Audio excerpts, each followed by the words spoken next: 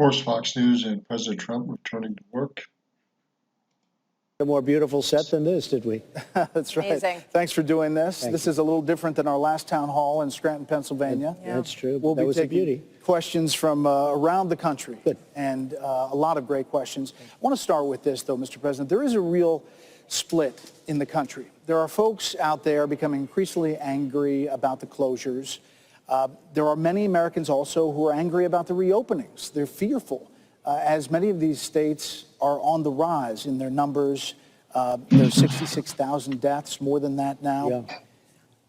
As president, what do you say to the people who are scared to go back to work on one side? And what do you say to the people who are really angry about these lingering closures? Well, I think you can satisfy both.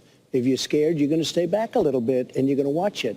And I think anyone over 60, because we have a pretty good roadmap right now.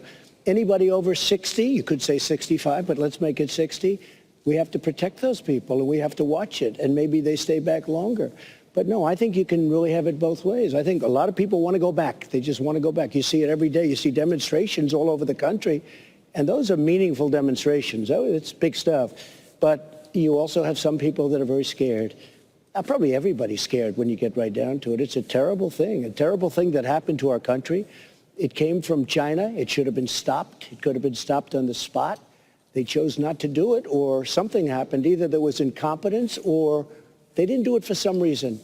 And we're going to have to find out what that reason was. But people are absolutely scared. But there are other people that are scared about being locked in a room and losing their job and not having any income. And, you know, for the first time, these are workers. These are people that want to get back and work and make a living. And they're afraid their job's not going to be there. And at a certain point, if you keep it going too long, that's going to happen. So I understand that very well. On that note, let's hear from our first video questioner. This is Shayna Cruz from Coleman, Alabama. Mr. President, my name is Shayna Cruz, and I'm a single mother from Alabama. I lived paycheck to paycheck before the virus, but then I lost my job in March. I haven't received a stimulus payment or anything from unemployment. I'm behind on every bill, about to be evicted from my home, and I've had to rely on donations in order to feed my children. I feel frustrated, and I feel scared not knowing where to turn or what to do. What advice do you have for me and others in my situation? Is there more help coming? Number one, there's more help coming. We have really no choice because incredible people like this are, you know, it's not your fault. I mean, just remember that it's not your fault. And there is more help coming. There has to be. And we want to get it to a point when we open, we're not going to lose businesses. And therefore, more importantly, frankly, we're not going to lose the jobs that run the businesses. So a case like that is an exact, you know, it's really, that's the reason why we have to do more. And we're going to do more. And everybody wants to do more. It's actually on that aspect of it, it's very bipartisan. So the answer is yes, we're going to do more, and you're going to have your job. You're going to get another job, or you're going to get a better job. You get a job where you make more money, frankly, and I think that's going to happen. I think we're going to have an incredible following year. We're going to go into a transition in the third quarter, and we're going to see things happening that look good. I really believe that. I have a good feel for this stuff. I've done it for a long time. We built the greatest economy in the world. The greatest economy, frankly, Brett, and you can correct me if you'd like, but you can't because it's fact. The greatest economy that the world has ever seen. And then one day they said, sir, we're going to have to close it. I said, what are you talking about closing it? Nobody ever heard that. We're going to have to close it. And we did the right thing. I think we saved millions of lives, but now we have to get it back open. And we have to get it back open safely, but as quickly as possible. You know, I'm going to let this go. Frankly, I'm appalled at what is not being asked. Frankly, there are countries that didn't close, and I think are doing much better than we are financially. And that bothers me. We've never closed a country with for a cold or flu virus before. And this is alarming, to say the least. Anyhow, we might do one or two more questions, and then we'll let it go. let me ask you about that, because you've talked about that moment quite a bit with just this roaring economy and advisors saying to you, we've got to shut it down at this point. So when you look back on that moment and you see some other examples, Japan, for example, did not do as broad a shutdown. They've only lost about 500 people out of 130 million. You're right, but now they're doing a massive shutdown because they've been hit very hard.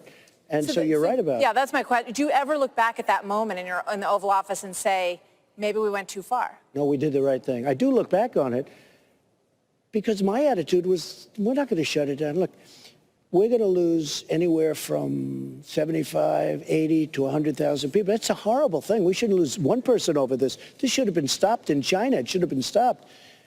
But if we didn't do it, the minimum we would have lost is 1.2 million, 1.4 million, 1.5 million. That's the minimum. We would have lost probably higher than, it's possible, higher than 2.2. You know the way you have to look at that?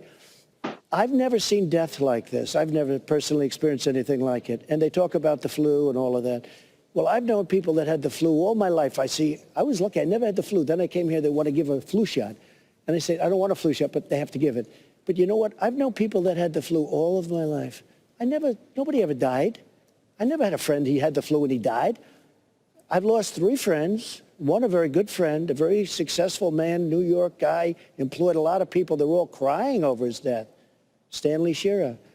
He went to the hospital. He calls me up because I tested positive.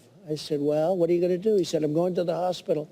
I'll call you tomorrow. He didn't call. I called the hospital. He's in a coma. No, I know a lot of people that had the flu. They were never in a coma. This is a very advanced, this is a very horrible thing we're fighting.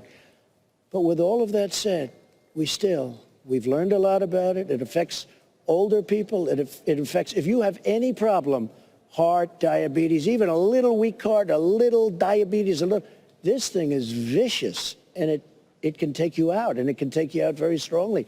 But children do very well. Young children do better than, teens. So you think you've learned from this, how you've dealt with it now? Yeah. If it comes up in the fall, you'll do something different? Yeah, we'll put out the embers. We'll put out whatever it may be. We may have to put out a fire. I tell you one thing.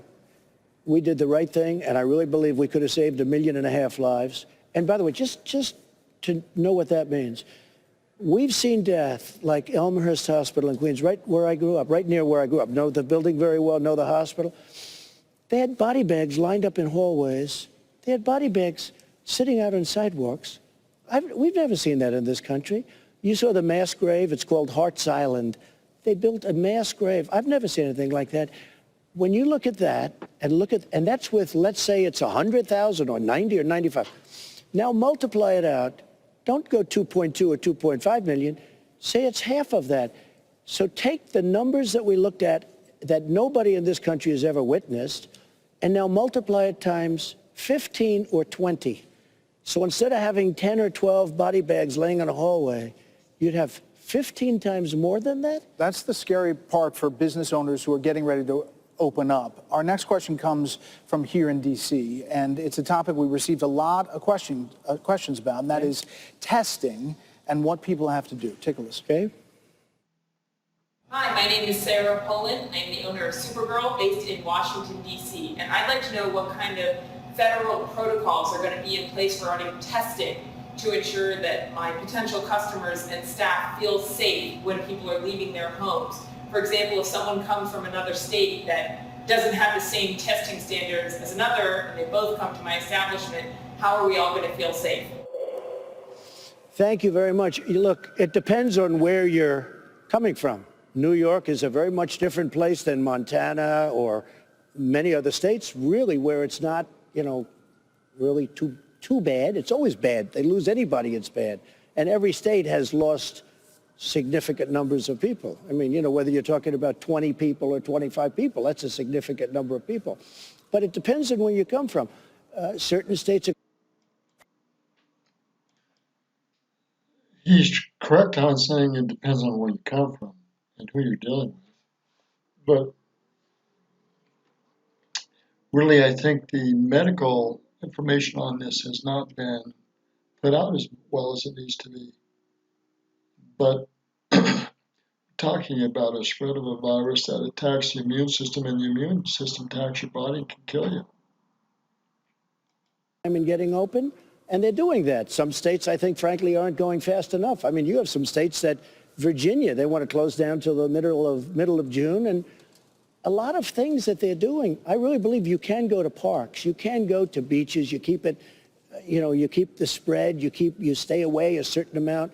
And I really think the public has been incredible with that's one of the reasons we're successful. That's one of the, if you call losing 80 or 90,000 people successful, but it's one of the reasons that we're not at that high end of the plane as opposed to the low end of the plane. That number has changed, Mr. President. You said It's 50, going up. 60, you No, said it's going 60, up. I used to 70, say now you're 80 to 65,000, 90. and now I'm saying 80 or 90, and it goes up, and it goes up rapidly. But it's still going to be, no matter how you look at it, at the very lower end of the plane if we did the shutdown. You said that the governors would be kind of responsible for the testing, and we just talked to Governor Hogan. He says there is federal assistance coming to get specific parts. Well, not only coming, we've given him a lot of assistance, which is good. So your son. Again, I'm going to end this. I have a great concern that we're not testing well enough, we're not following up well enough, and it's going to take some time. I think you have to look at this at the people at the highest risk, people with medical issues and older people. They're the highest risk. Talk to anybody that's been in that and been working in ICUs, they're the highest risk. They need to be tested immediately, and the rest of us need to get back to work. I'm going to close it at that. It's Roger Martin, Village, Montana.